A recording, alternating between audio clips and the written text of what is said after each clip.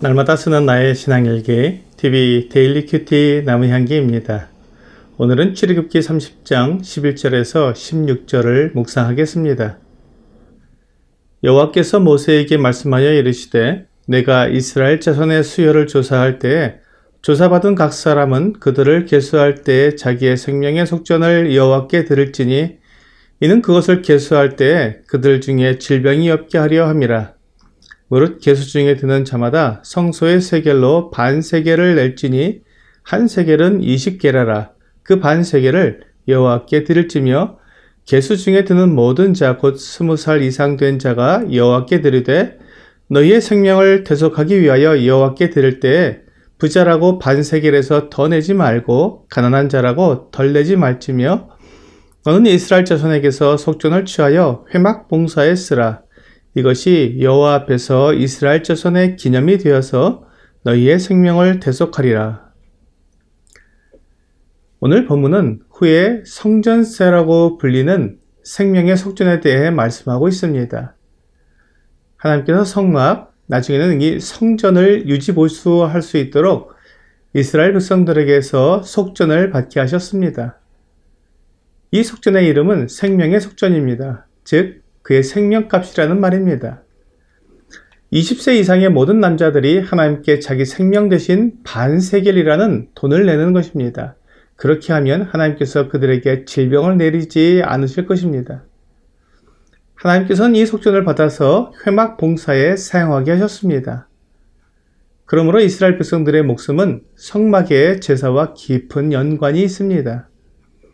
그들이 성막에서 온전한 제사를 드릴 때에만 그들의 생명이 유지되었습니다.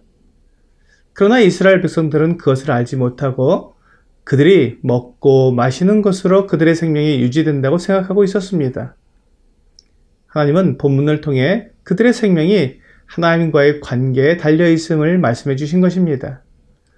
하나님께서 이스라엘 백성들이 하나님께서 주신 율법을 어기고 죄를 짓게 되었을 때 그들의 죄를 용서받는 유일한 길이 합당한 희생제물을 가지고 성막에 와서 하나님 앞에 합당한 제사를 드리는 것입니다. 그러므로 이스라엘 백성들에게 제사는 그들의 생명을 보장받는 하나님의 은혜의 방법이었습니다.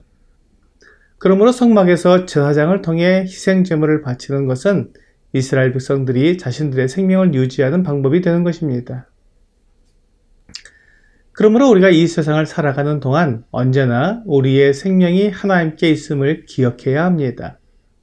하나님은 이스라엘의 수요를 조사하면서 그들의 생명의 속전을 내게 하므로 그들의 생명이 하나님께 있음을 기억하게 하셨습니다.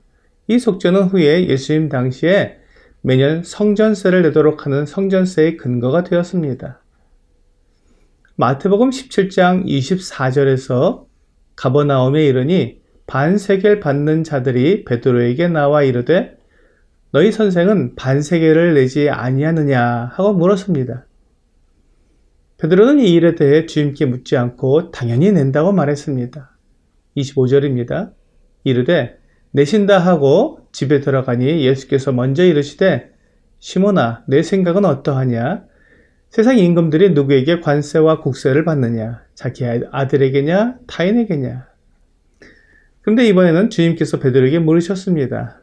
임금들이 세금을 거둘 때 누구에게 세금을 거두냐고 물으신 것입니다.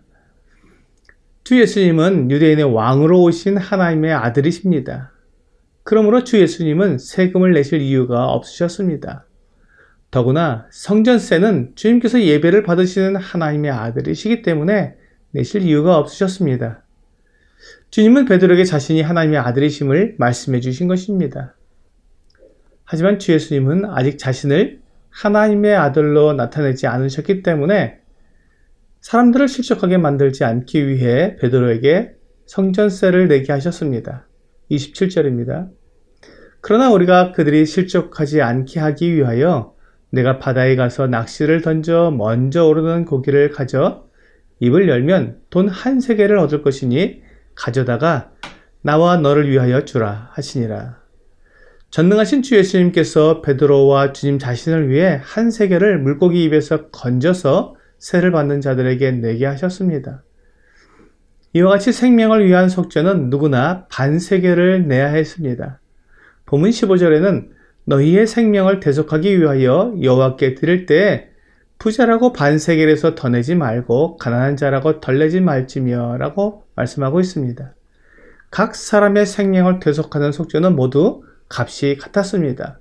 부자나 가난한 자나 모두 동일하게 반세겔씩 냈습니다. 여기에서 우리는 하나님께서 사람들을 차별하지 않으시는 것을 볼 수 있습니다. 하나님 앞에서 사람은 부자나 가난한 자나 다 동일한 가치를 지닙니다. 사람들의 생각이나 세상의 가치관에서는 부유한 자나 높은 지위에 있는 사람이 더 가치 있는 사람이라고 생각되지만 하나님께는 모두가 동일합니다. 만일 하나님 앞에서 더 가치 있는 자와 가치 없는 자가 있다면 사람이 구원받는 방법이 달라야 한다는 결론이 나옵니다. 하나님 앞에서 사람들의 죗값을 치를 때 가치가 다르면 죗값이 달라져야 하기 때문입니다. 하지만 하나님은 모든 사람이 동일한 가치를 지니고 있다고 말씀하십니다. 하나님은 사람을 만드실 때 하나님의 형상을 따라 만드셨습니다. 그러므로 모든 사람이 다 하나님의 형상을 닮았고 그렇게 소중한 가치를 가지고 있습니다. 사탄과 세상은 사람들의 가치에 차이가 있다고 속삭이지만 하나님은 사람들을 차별하지 않으십니다. 하나님은 사람들을 구원하실 때 모두가 동일하게 예수 그리스도의 피로 구원하셨습니다. 예수 그리스도는 모든 사람들에게 동일한 구원의 근거가 되십니다. 사람이 예수 그리스도를 믿는 것 외에 다른 구원의 방법은 없습니다. 사도행전 4장 12절은 다른 이로서는 구원을 받을 수 없나니 천하 사람 중에 구원을 받을 만한 다른 이름을 우리에게 주신 일이 없음이라 하였더라 라고 말씀하고 있습니다. 오늘의 적용 질문을 보겠습니다. 하나님께서 부자나 가난한 자나 차별을 두시지 않는 것이 나에게 어떤 의미가 있습니까? 사람들은 환경과 여건에 따라 사람을 차별합니다.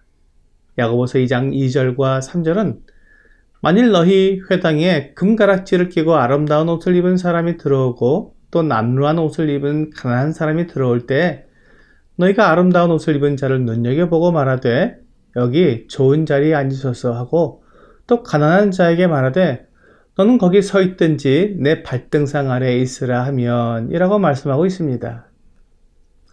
우리도 교회 안에서 부자와 가난한 자를 차별하고 높은 지위에 있는 사람과 그렇지 않은 사람을 차별합니다. 하지만 하나님은 사람을 차별하지 않으십니다. 하나님은 이렇게 사람들이 서로를 차별하는 것을 악하다고 말씀하십니다. 하나님은 사람들을 차별하지 않으시기 때문에 내가 어떤 사람이든지 하나님께서 마련해 놓으신 구원 계획에 참여할 수 있으며 하나님의 은혜를 입을 수 있는 것입니다. 오늘 하나님께서 부자나 가난한 사람이나 차별하지 않으시고 모든 사람을 오직 예수 그리스도의 피로 구원하신 은혜에 감사하는 여러분과 제가 되기를 주 예수님의 이름으로 기도합니다.